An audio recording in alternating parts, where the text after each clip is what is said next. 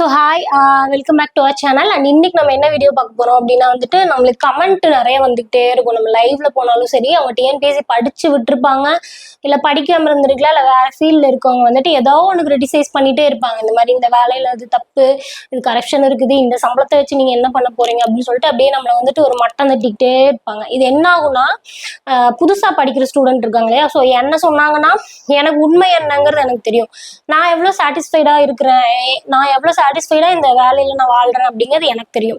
But புதுசா படிக்கிற student, பிகைனரு, இல்லை ஆல்ரெடி ரொம்ப வருஷமா படிச்சுட்டு இருக்கவங்க, இன்னும் அந்த வேலைக்கு போய் அந்த எக்ஸ்பீரியன்ஸ் பார்க்காதவங்களுக்கு வந்துட்டு பயமாயிரும், ஏன் இதை படிக்கணும்னு ஒரு டிஸ்ட்ராக்ட் பண்ணி விடுறது. அது எப்படின்னா கிணத்து தவளை மாதிரி, நானும் வேலை வர மாட்டேன், வேற எவ்வளவு வந்தாலும் முடிச்சு இழுத்து விட்டுறது. ஓகேங்களா? ஸோ இந்த மாதிரி நிறைய கமெண்ட் இருக்கு. ஸோ அதுக்கு ஒரு கிளாரிஃபிகேஷன் கொடுக்கணுங்கிறக்காக அதை கேட்டுக்கிட்டு வந்துட்டு நிறைய வெளி ரிலேட்டிவ் சொல்றாங்க, கமெண்ட்ல சொல்றாங்கன்னு அதுக்கு பயந்துட்டு சொல்லுங்கக்கா நிறைய கமெண்ட். ஸோ அதுக்கான ஒரு கிளாரிஃபிகேஷன் தான் குரூப் 4 வச்சு நான் சொல்றேன். ஏன்னா எனக்கு தெரிஞ்சதான் நான் சொல்ல முடியும். ஸோ மற்ற போஸ்டிங் பத்தி எனக்கு கரெக்டா தெரியல. ஓகேங்களா? ஸோ குரூப் 4 வச்சு சொல்றேன். இப்ப குரூப் 4 வேலை வந்துட்டு என்னெல்லாம் குரூப் 4 வேலையில கிரிட்டிசைஸ் பண்றாங்கன்னா, ஃபர்ஸ்ட் சம்பளம் 27,000 சம்பளம் வருது, இதை வச்சு நீங்க என்ன பண்றீங்க அப்படின்னு கேக்குறாங்க. ஓகேங்களா? ஸோ நம்மளுக்கு வந்துட்டு குரூப் 4 சேலரியில நம்மளுக்கு பென்ஷன் ஸ்கீம் பிடிக்கிறாங்க, இயர்லி வந்துட்டு 3 வாட்டி இன்க்ரிமெண்ட் பண்றாங்க வருஷத்துக்கு. ஓகேங்களா? ஸோ வருஷத்துக்கு வந்துட்டு பே கமிஷன் அப்படின்னு போட்டாங்கன்னா அதுல அதாவது 10 வருஷத்துக்கு ஒரு டைம் பே கமிஷன் ஒன்று போட்டாங்கன்னா டபுள் த அமௌண்ட் ஏறும். அந்த சேலரி வீடியோல உங்களுக்கு அது கிளியரா எக்ஸ்பிளைன் பண்ணியிருப்பேன், அது கூட டிஸ்கிரிப்ஷன்ல ஆட் பண்றேன். ஸோ டபுள் த அமௌண்ட் தான் நம்மளுக்கு வந்துட்டு ஏறும் ஒரே ஒரு பே கமிஷன் பார்த்தாலே. ஓகேங்களா? இப்போ நம்மளுக்கு ஒரு 30 வருஷம் சர்வீஸ் இருக்குன்னா 3 பே கமிஷன் பாக்குறப்போ நம்ம மேக்சிமமா 1 lakh வரைக்குமே வந்துட்டு ஏர்ன் பண்ணலாம். ஓகேங்களா? ஸோ ஃபர்ஸ்ட் விஷயம் அது. செகண்ட், நான் வந்துட்டு ஐடியில் இருக்கேன் அதை சொல்லுவாங்க. ஓகேங்களா? ஸோ சேலரின்னு பார்த்தோம்னா நம்மளால நல்லாவே ஏர்ன் பண்ண முடியும். செகண்ட், அந்த ப்ரெஷர் நம்மளுக்கு இருக்கிற ஒர்க் ப்ரெஷருக்கு நம்மளுக்கு கொடுக்குற சேலரி கரெக்டாக இருக்கும். அடுத்தது ஐடியில் இருந்துட்டு சொல்லுவாங்க, எனக்கு வேற லெவலாக சேலரி வருது, இதை வச்சு என்ன பண்ணுவீங்க, நான் பிஸ்னஸ் பண்ணுறேன் அதில் எனக்கு சூப்பராக சேலரி வருது, இந்த 27,000 என்ன வேற ஏதாவது, அப்புறம் எஸ்எஸ்சி படிங்க, பேங்கிங் படிங்க அப்படிம்பாங்க. ஸோ நான் வேணா சேலஞ்சாக சொல்கிறேன், குரூப் 4 எக்ஸாம், குரூப் 4 போஸ்டிங்கும் சரி, மற்ற டிஎன்பிஎஸ்சி போஸ்டிங் அடுத்த லெவல் குரூப் 2 வரைக்கும் எடுத்துக்கலாம். ஓகேங்களா? அதுக்கு மேல உண்மையாலுமே ப்ரெஷர் இருக்குன்னு இல்லைன்னு சொல்ல மாட்டேன். பட் இந்த வேலையில வந்துட்டு இருக்கிற ஸ்ட்ரெஸ்ஸை வந்துட்டு நீங்க கம்பேர் பண்ணி பாருங்க. பேங்க்கு, எஸ்எஸ்சி, அப்புறம் என்ன பிஸ்னஸ், ஐடி. ஓகேங்களா? இதெல்லாம் கம்பேர் பண்ணி பாருங்க. இப்ப நான் ரீசெண்டா வந்துட்டு என் ஃப்ரெண்டு பேங்கிங்ல எனக்கு முன்னாடி 1 year முன்னாடி சேர்ந்தவங்க, அவங்கள்ட்ட பேசுறப்ப சொன்னாங்க, இந்த மாதிரி பேங்கிங்லலாம் ரொம்ப ஸ்ட்ரெஸ்ஸாக இருக்காமே அப்படின்னு கேட்குறப்ப அவங்களுக்குலாம் வந்துட்டு நான் ஃப்ராங்காகவே சொல்கிறேன், 60,000 கிட்ட வரும். அவங்க என்ன வாங்கினாலும் ஜிஎஸ்டி கிளைம் பண்ணிக்கலாம், அவங்களுக்கு ரெண்ட்லேருந்து வந்துட்டு அலவன்ஸ் இருக்குது. ஓகேங்களா? அவங்களோட லைஃப் ஸ்டைல் என்ன அப்படின்னா அவங்கள்ட்ட கேட்குறப்ப சொல்கிறாங்க, கரெக்டு தான் சேல்ரி வருது. ஓகேங்களா? அந்த சேல்ரி அனுபவிக்கிறதுக்கு எனக்கு டைம் இருக்காது. ஓகேங்களா? அவங்களுக்கு டைமிங்னு ஒன்று கிடையாது. இப்போ கவர்மெண்ட் எக்ஸாம்ல லேடிஸ்னா ஒரு 5 to 6 o'clock வெளியே வந்துருவாங்க. ஓகேங்களா? அதை மீறி ஓன் இன்ட்ரெஸ்ட்ல வேலை செய்யறவங்க இருக்கிறாங்க. அப்படிதான். ஆனா பேங்கிங்ல அப்படி கிடையாது, உள்ள போறது மட்டும்தான் டைமிங், வெளியே வரது டைமிங்கே இல்லை அப்படின்னு சொல்லிட்டு ரீசெண்டா பேசினப்ப கூட சொன்னாங்க. அவங்க வந்துட்டு உண்மையை சொன்னா ஸ்ட்ரெஸ்ஸை குறைக்கிறதுக்கு யோகா எல்லாம் பண்ற அளவுக்கு இருக்கிறாங்க. ஸோ அதெல்லாம் கம்பேர் பண்றப்போ இந்த இதுல வந்துட்டு அந்த அளவுக்கு ஸ்ட்ரெஸ் இருக்காது. ஓகேங்களா? ஸோ அப்போ நம்ம என்ன எஃபர்ட் போடுறோமோ அதுக்கான சம்பளம் தான் நம்மளுக்கு கிடைக்கும். ஸோ அதனால அதை நீங்க யோசிச்சுக்கோங்க. இனியொன்னு வந்துட்டு, இந்த வேலையில இவ்வளவுதான் சம்பளம்னா நம்ம வாங்குற சம்பளத்துக்கு நம்மளால அந்த சம்பளத்தை வாங்கி நிம்மதியா ஒரு 4 காசு செலவு பண்ண முடியும்.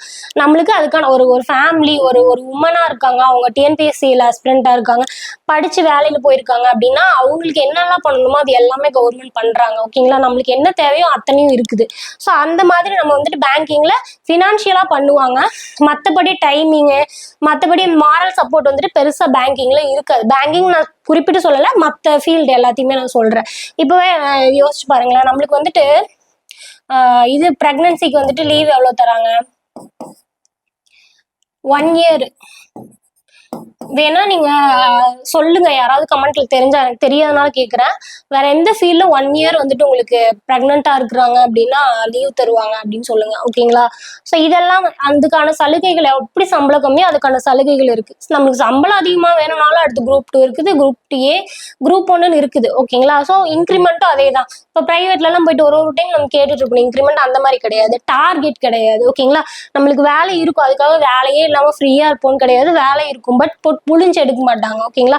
இவ்வளவு நேரம் தான் ஒரு மாடரேட்டா நம்ம நீட்டா வேலை செஞ்சோம்னா நம்மளால சர்வைவ் ஆக முடியும். ஓகேங்களா? வேலை செய்யறதுக்கு முறையா இருக்கவங்களுக்கு வேணா இந்த டிஎன்பிசி ஸ்ட்ரெஸ்ஸா இருக்கலாம். ஓகேங்களா? Second corruption. கரப்ஷன் சொல்றாங்க. எக்ஸாம் பாஸ் பண்ற ஸ்டூடெண்ட் எல்லாம் அப்படி யாரு? எக்ஸாம் பாஸ் பண்ணி வேலைக்கு போறவங்க யாரு? அப்படி வேலைக்கு அப்படி கேட்டா என்ன சொல்றாங்கன்னா அவங்களும் காசு கொடுத்து தான் வந்திருப்பாங்க அப்படிங்கிறாங்க. ஃபர்ஸ்ட் ஆஃப் ஆல் எந்த ப்ரூஃபும் இல்லாம சொல்றது நம்பாதீங்க. அப்படி சொல்றாங்கன்னா அவங்க யார் சொல்றாங்கன்னு பாருங்க. ஓகேங்களா? சொல்றவங்க யாரு? அவங்க பாத்தீங்கன்னா கண்டிப்பா வந்துட்டு ஒண்ணு படிச்சு அதுல ஃபெயிலியர் ஆயிருப்பாங்க, இல்லைன்னா படிச்சிருக்கவே மாட்டாங்க, அந்த ஃபீல்டை பத்தியே தெரியாம இருக்கலாம், இல்ல அவங்களுக்கு அது போற ஐடியா இல்லாம அவங்களுக்கு வேற ஒன்று இன்ட்ரெஸ்டா இருக்கலாம். ஸோ அவங்க தான் சொல்லுவாங்க. அப்ப அவங்க சொல்றதை நம்ம எப்படி எடுத்துக்க முடியும்? அந்த ஃபீல்ட்ல குறிப்பிட்ட நாலேஜ் இல்லாதவங்க சொல்றதை நம்ம எப்படி எடுத்துக்க முடியும்? இவ தமிழ் டீச்சர் வந்துட்டு சயின்ஸை பத்தி சொன்னா அவங்களால எவ்வளவு சொல்ல முடியும்? பேசிக்கை தாண்டி அதுதான் அவங்களுக்கு என்ன தெரியுமோ அதுதானே சொல்லுவாங்க. இதே டிஎன்பிஎஸ்சியில சக்சஸ் ஆகி படிச்சு பாஸ் ஆனவங்க கிட்ட போய் கேளுங்க. நிறைய ஸ்டூடெண்ட்ஸ் இருக்கிறாங்க, நிறைய பேர் இப்ப யூடியூப்ல ஸ்டார்ட் பண்ணிட்டாங்க. ஸோ அவங்கள்ட்ட எல்லாம் கேளுங்க. உங்க ஃப்ரெண்ட்ஸ் இருப்பாங்க, உங்க சீனியர், அவங்கள பாஸ் ஆயிருப்பாங்களா, அவங்கள போய் கேளுங்க. ஸோ இந்த மாதிரியான பேட் நெகட்டிவ் கமெண்ட்லாம் வருதுன்னா உங்களுக்கு ஏதாவது தெரிஞ்சுக்கணும்னா நீங்க எந்த ஃபீல்ட் இருக்கீங்களோ அதுல சக்சஸா இருக்கவங்க கிட்ட தான் கேட்கணும். ஃபெயிலியர் ஆனாலும் அது தப்புன்னு தான் சொல்லுவான். ஏன்னா அவன் ஃபெயிலியர் ஒத்துக்கிற கஷ்டமா இருக்கும் இல்லையா, அதுக்காக அந்த ஃபீல்டு தப்புன்னு சொல்றது. ஓகேங்களா? ஸோ அதனால கரப்ஷன்ங்கிறது கிடையாது. நீங்க எடுக்கிற மார்க்கான வேலை கண்டிப்பா உங்களுக்கு இருக்கு. செகண்ட், எக்ஸாம் டிலே ஆகுறது. ஸோ இது வந்துட்டு உண்மைதான், எக்ஸாம் டிலே தான் ஆகுது, நான் இல்லைன்னு சொல்ல மாட்டேன். பட் நான் என்ன கேட்கறேன்னா ஒரு வருஷமும் ஸ்டூடெண்ட் வந்துட்டு வராங்க. ஓகேங்களா? என்னையே நான் எக்ஸாம்பிள் சொல்றேன். நான் வந்து 2019 வந்தேன், படிச்சேன், நல்லா படிச்சேன், ஒரு 4 மந்த் படிச்சேன்.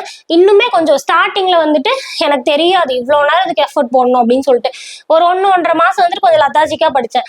மேபி நான் அதையும் நல்லா ஃபோக்கஸ்டா படிச்சேன். நான் ஃபர்ஸ்ட் எக்ஸாம்லயே வந்து போயிருந்திருக்கலாம். அப்ப தப்பு யார் மேல? என் மேல இருக்கு.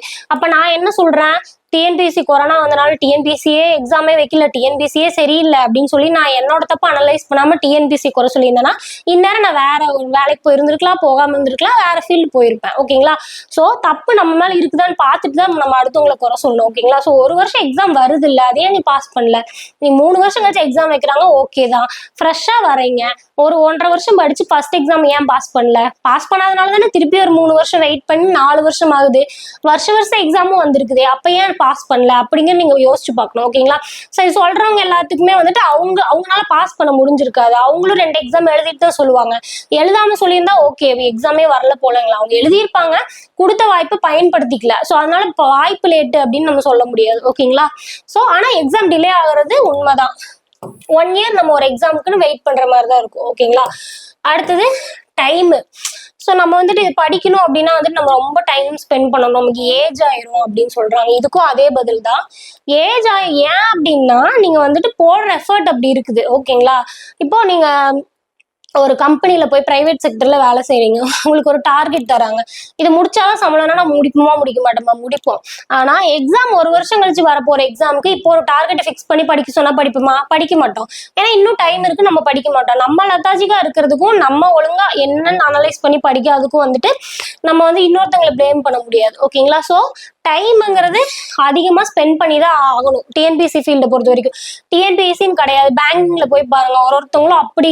ஏன்னா என் கூட படிச்சது டைம் நிறைய பேர் பேங்கிங் எஸ்எஸ்சி படிச்சுட்டு இருக்கிறாங்க. ஒருத்தர்லாம் வந்துட்டு பகல்லலாம் நைட்லாம் வேலை செஞ்சுட்டு நான் ஒரு விடிய காலையில ஒரு 4 மணி நேரம் தூங்கிட்டு பகல்ல வந்து லைப்ரரியில படிப்பாரு. ஸோ அவர் நைட்டு வரைக்கும் உட்காந்து படிப்பாரு. ஓகேங்களா? படிச்சு அவர் போடுற எஃபர்ட்டுக்கு அவர் இன்னுமே வந்துட்டு படிச்சுட்டு தான் இருக்கிறாரு. அதை கம்பேர் பண்றப்ப நம்ம டைம் ஸ்பெண்ட் பண்றது ஒன்றும் பெரிய விஷயம் கிடையாது. டைம் இழுக்கும் தான், இல்லைன்னு நான் சொல்லலை. அது வந்துட்டு நான் 4 வருஷம் படிச்சு பாஸ் ஆகிறேன்னா இல்ல 1 வருஷத்துல படிச்சு பாஸ் ஆகிறேன்னா அப்படிங்கிறது உங்க கையில தான் இருக்குது. நீங்க 1 வருஷத்துல ஒரு நாளைக்கு 2 மணி நேரம் படிச்சீங்கன்னா 4 வருஷம் கழிச்சு தான் பாஸ் பண்ண முடியும். ஸோ 1 வருஷத்துல நடுவில் நிறைய நாள் வேஸ்ட் பண்ண. ஒரு வருஷம் படிச்சேன் அப்படின்னு சொல்றீங்களே, உண்மையா அனலைஸ் பண்ணி பாருங்க. இந்த மந்த் என்ன ஆகஸ்ட், போன ஆகஸ்ட்ல இருந்து யோசிச்சு பாருங்க. இல்லைன்னா லாஸ்ட் ஜூன் எக்ஸாம் நடந்துச்சா, அதுக்கு முன்னாடி ஜூன்ல இருந்தே படிச்சிருப்பீங்களா? ஜூன்ல இருந்து ஒரு நாள் கூட விடாம ஸ்கூலுக்கு எப்படி போறான் அந்த மாதிரி போய் படிச்சிருப்பீங்களா? அப்படி படிச்சிருந்தா யாரா இருந்தாலும் பாஸ் ஆயிருக்கலாம். ஸோ அப்படி படிக்கலன்னா ஒரு வருஷம் படிச்சேன்னு சொல்லக்கூடாது. நடுவில் நம்ம வேற வேற வேலையை பார்த்துட்டு நோட்டிபிகேஷன் டைம் ஓடி வருது, அப்படி வந்தோம்னா இன்னும் 4 வருஷம் எழுதிட்டே இருக்க வேண்டியதா? ஓகேங்களா? ஸோ ஒரு வருஷம் படிச்சேன், 4 வருஷம் படிச்சேன் ஆனா கிடைக்கல அப்படின்னா 4 வருஷம் எப்படி படிச்சீங்க? நீங்க கரெக்டா ப்ராப்பரா ஒரு 6 மாசம் படிச்சீங்கனாலே பாஸ் ஆயிடலாம். ஓகேங்களா? ஸோ அதனால டைமிங் இழுக்கும் தான், பட் நீ உங்களோட கையில தான் இருக்குது. அந்த டைமிங்கை ஒரு மணி நேரமா போட்டு 4 வருஷம் படிக்கலாமா, இல்ல அந்த 4 வருஷத்தையும் சேர்த்து ஒரு நாளைக்கு 7-8 மணி நேரம் படிச்சு ஃபர்ஸ்ட் அட்டம்ப்ட்லயே பாஸ் ஆகலாமா, நீங்க தான் யோசிச்சுக்கணும். ஓகேங்களா?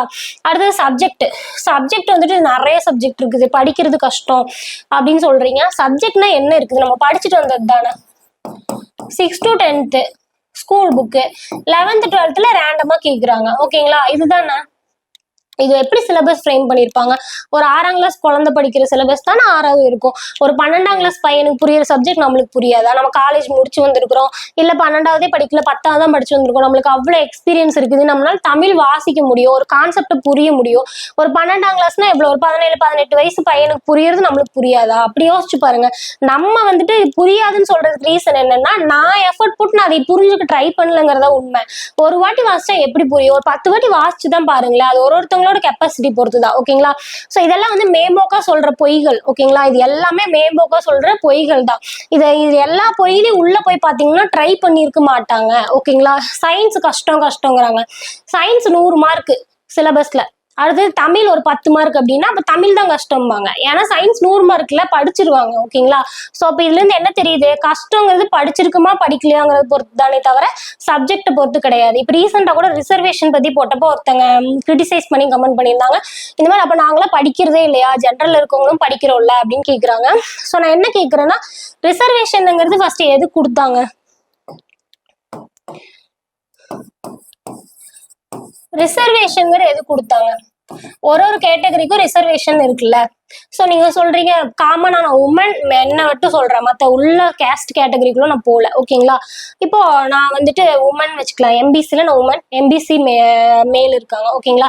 இப்போ எம்பிசி உமனுக்கு வந்து 2 மார்க் கம்மியா கிடைக்குது. அப்ப என்ன சொல்றீங்க, என்னப்பா உமன் நீங்க வந்தோடனே படிச்சோடனே போயிடுறீங்க அப்படின்னு சொல்றீங்க. கரெக்ட் தான், மார்க் வைஸ் பார்த்தா அவங்க கரெக்ட் தான், சூப்பரா போயிடுறாங்க.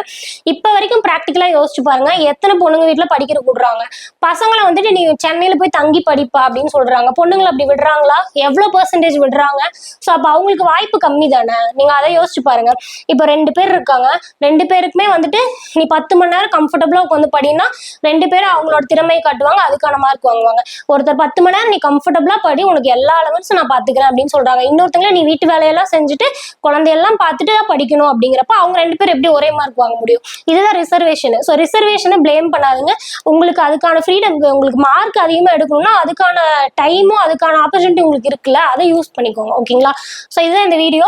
ஸோ குரூப் 4 எக்ஸாம் பத்தி நிறைய இந்த மாதிரி கிரிட்டிசைஸ் பண்ணுவாங்க, இதெல்லாம் நம்பாதீங்க. உங்களுக்கு வேணும்னா வேணும்னு சொல்லி பிடிவாதமா படிங்க. ஓகேங்களா? ஸோ அடுத்த வீடியோவில் மீட் பண்ணலாம். அண்டில் தென் பாய்.